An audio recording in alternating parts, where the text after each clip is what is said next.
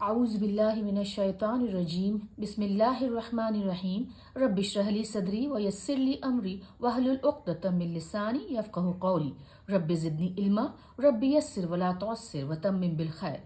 जैसे कि हम पिछले पार्टों में देख चुके हैं कि काम या क्रिया किस पैटर्न पे होते हैं। वो फ़आला पैटर्न पे होते हैं। 3 अक्षरों के हम शब्द पढ़ रहे हैं और हम सब भूतकाल यानी कि पास्ट टेंस में पढ़ रहे हैं। उसके बाद हमने फाइल का पैटर्न देखा। फाइल यानी कि वो व्यक्ति, वो शख्स जो वो काम करता हो, उसके सारे के सारे शब्द इस पैटर्न पे आते हैं। ये हम देख चुके हैं। हमने पिछले पार्ट में मफऊल पढ़ा। मफऊल का मतलब होता है जिस पर काम होना कोई साबित हो या जो काम हुआ जाए। आज हम जो पढ़ेंगे इस पार्ट में वो मफ़अल या मफ़इल है। मफ़अल यानी कि मीम के ऊपर फतह, फ़ा के ऊपर सुकून, ऐन के ऊपर फतह, लाम। मफ़अल या फिर मफ़इल, मीम के ऊपर फतह, फ़ा के ऊपर सुकून, ऐन के नीचे कसरा यानी कि ज़ेर और लाम। मफ़अल या मफ़इल। अब ये मफ़अल या मफ़इल क्या होता है? ये होता है मफ़अल या मफ़इल वो जगह होती है जहां पर कोई काम होता है, कोई कार्य होता है, उसे मफ़अल या मफ़इल कहते हैं। अब मफ़अल या ज़बर या ज़ेर वो शब्दों के मायने के अनुसार या किस वो संदर्भ में, किस कॉन्टेक्स्ट में वो यूज हुए हैं, उस हिसाब से ज़बर या फिर ज़ेर लग जाता है। या तो फिर वो मफ़अल पैटर्न पे होंगे या मफ़इल पैटर्न पे होंगे। और वो ये भी बताते हैं कि समय, किस समय पर वो काम हुआ है, वो किस वक्त वो काम हुआ है। जब कोई काम या कार्य हुआ हो वो मफ़अल या मफ़इल पैटर्न पर भी ये बताया जाता है। ये भी मफ़अल या मफ़इल पैटर्न पे बताए जाते हैं। तो आज हम ये शब्द पढ़ेंगे। तो हम पढ़ चुके हैं, अब तक हम जान चुके होंगे कि कतबा का मतलब होता है उसने लिखा, कातिब लिखने वाला, मकतूब जिससे काम होना साबित हो, और मकतब, मकतब तो हम जानते हैं वो जगह जहाँ पे लिखने पढ़ने का कार्य होता हो। वो कोई ऑफिस भी हो सकता है, वो टेबल भी हो सकती है, वो विद्यालय भी हो सकता है। रकाबा भी हमने पिछले पार्ट में पढ़ा। रकाबा का मतलब होता है कि वो चढ़ा, उसने सवार हुआ। राकिब चढ़ने वाला, सवारी करने वाला। मरकूब जिस पे चढ़ा जाए, जिस पे वो काम किया जाए।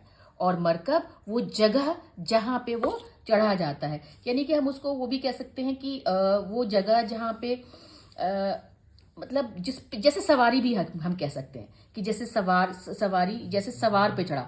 इसमें साइकिल आ सकती है, कोई कार आ सकती है, रेलगाड़ी भी आ सकती है, बसें भी आ सकती हैं। तो मरकब वो जगह होती है जिस पर चढ़ने का कार्य हुआ हो।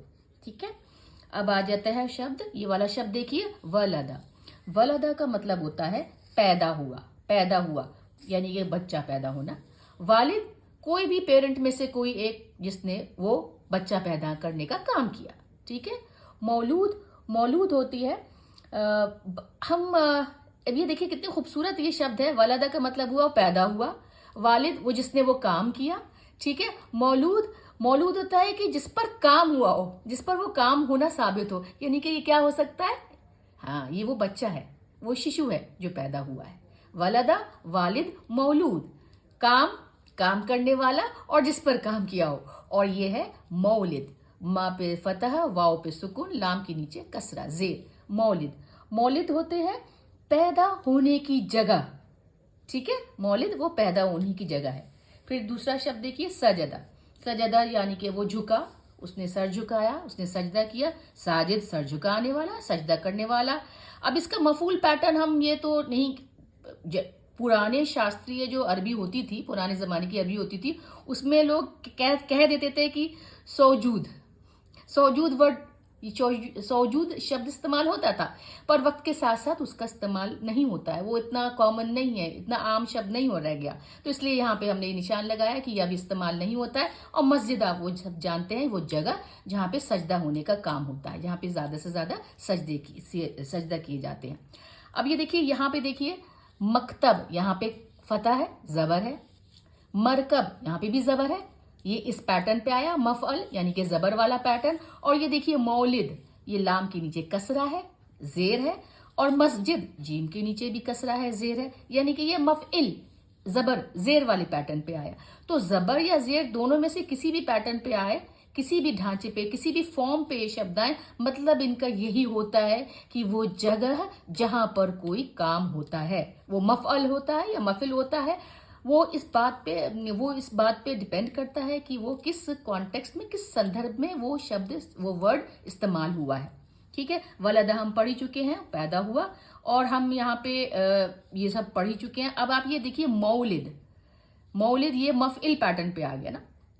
मौलिद का मतलब वो जगह, एक तो जगह भी हो सकती है कि जहाँ पे कोई पैदा हुआ हो, और हमने जैसे बताया वो समय, वो वक्त भी हो सकता है जब वो पैदा हुआ। तो मौलिद का मतलब क्या होता है कि जब, जिस समय वो पैदा हुआ हो। बर्थ डेट कह सकते हैं, है ना, कि किस वक्त वो, किस दिन पैदा हुआ हो, किस वक्त पैदा हुआ। तो मौलिद वो जगह के साथ साथ वो वक्त भी होता है जब कोई पैदा हुआ हो।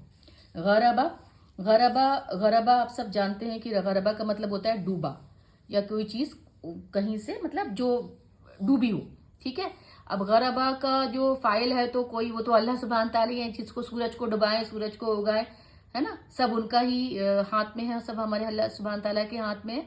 वो चला गया, वो डूब गया, या कुछ भी करने का ये है फाइल अल्लाह, ये हमारे ऊपर है, ये अल्लाह सुब्हान ताला, हमारे ऊपर नहीं है, ये सब अल्लाह सुब्हान ताला के ऊपर, ना ही इसमें कोई मफूल है। और मगरिब हम सब जानते हैं, मगरिब ये बताता है कि सूरज किस दिशा में, किस डायरेक्शन में डूबा, हाँ, और ये भी बताता है कि किस वक्त डूबा।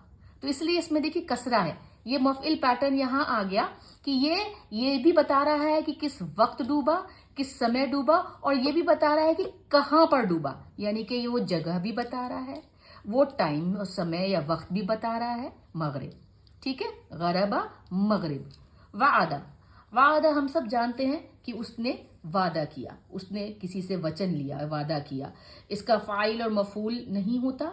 अब ये जो चीजें हैं ना, ये अभ्यास और प्रैक्टिस के साथ साथ, जैसे हर भाषा की ये खासियत होती है कि उसके साथ लगना पड़ता है, उसको बोलना पड़ता है। अब ये तो हमारी जो जबान होती है वो हम बोलते रहते हैं, पढ़ते रहते हैं, सीखते रहते हैं, तो हमें उसके बारे में सब कुछ पता होता है। ऐसे ही अरबी जबान के कुछ नियम हैं, कुछ रूल्स हैं कि जैसे जैसे आप उन्हें पढ़ेंगे, जैसे जैसे उनकी प्रैक्टिस करेंगे, जैसे जैसे उनका अभ्यास करेंगे, आपको पता चलता जाएगा अपने आप कि वो कौन से पैटर्न पे फिट होता है, कौन से ढांचे पे फिट होता है, और कौन सी चीजें उसमें नहीं आती हैं, किस ढांचे के शब्द उस शब्द में, किस ढांचे के शब्द में वो नहीं फिट बैठते हैं। तो वादा हमने पढ़ा कि वचन उसने दिया, उसने वादा किया। और मौईद होती है मिलने का समय। ठीक है, कि भाई किस जगह हम मिलेंगे, अपॉइंटमेंट जिसे कहते हैं ना।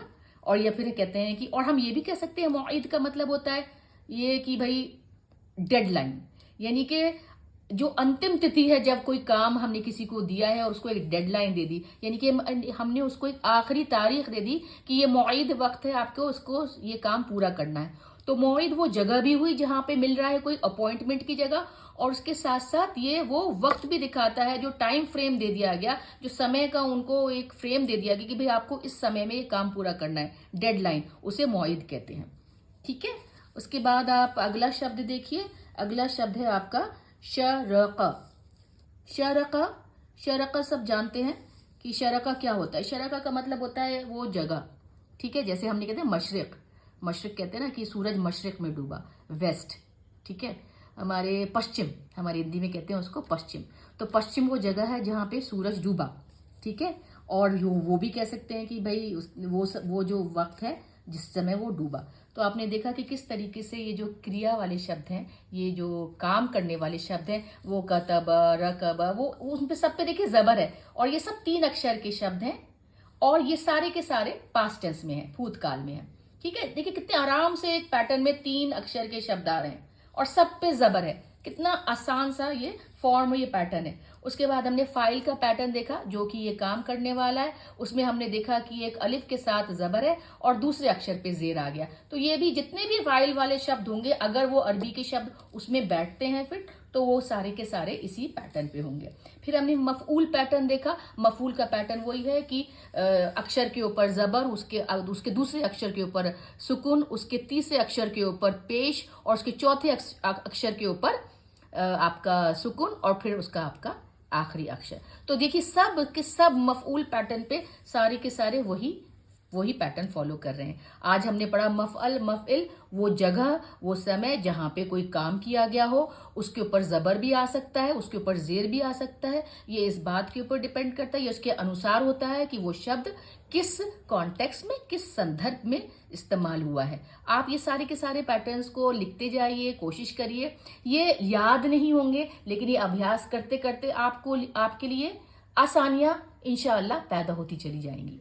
अल्हम्दुलिल्लाह, वस्सलातु वस्सलामु अला सय्यदना मुहम्मद रसूल अल्लाह।